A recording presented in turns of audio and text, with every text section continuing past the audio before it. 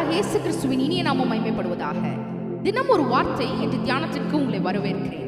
ஏசாயா 26 அதிகாரம் 3 வசனம். உம்மை உறுதியாய் பற்றி கொண்ட மனதை உடையவன் உம்மையே நம்பியிருக்கிறபடியால் நீர் அவனை பூரண சமாதானத்துடன் காத்துக்கொள்வீர். ஆம் பிரியமானவர்களே, எத்தனை வேளைகளில் நம்முடைய மனம் அங்கலாய்க்கிறது, சோர்ந்து போகிறது. அருமையானவர்களே, தேவனை பற்றி கொள்கிற உறுதியிலிருந்து பின்வாங்காதே. பல போராட்டங்கள், நெருக்கங்கள் உங்கள் வாழ்க்கையில் வரலாம். ஆனாலும் தேவனை பற்றி கொள்கிற காரியத்திலிருந்து பின்வாங்காதே. ஆம், இன்னும் கொஞ்ச காலம் நம்முடைய வாழ்க்கையின் போராட்டங்கள் ஓய்ந்து போகும். தேவன் நிச்சயமாக உன்னுடைய வாழ்க்கையில் உன்னை கைவிட மாட்டார். உங்களுடைய நம்பிக்கை தேவன் மேல் மாத்திரமே இருக்கட்டும். சூழ்நிலை பார்த்து பயப்பட வேண்டாம், மனிதர்களை பார்த்து பயப்பட வேண்டாம். ஆண்டவருடைய வார்த்தையின் மேல் உங்கள் உறுதி இருக்கட்டும். கர்த்தருடைய வசனம் உங்களை பலப்படுத்தட்டும்.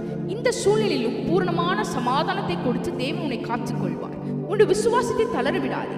நல்ல போராட்டத்தை போராடினேன், விசுவாசத்தை காத்துக்கொண்டேன் என்று சொன்ன பவுலை போல ஆண்டவருடைய சத்திய வசனங்களில் இருந்து விலகி விடாதே. இந்த உலகம் உன்னை பின்னிட்டு இழுக்கும்படியாக பலவிதமான சோதனைகளை முன்வைக்கலாம். ஆனாலும் நீ மனம் தளராதே, அவைகளுக்கு ஒரு நாளும் இணங்கி கொடுக்காதே. ஏனென்றால் தேவன் பூரண சமாதானத்தோடு உன்னை காத்துக்கொள்ள வல்லவராயிருக்கிறார்.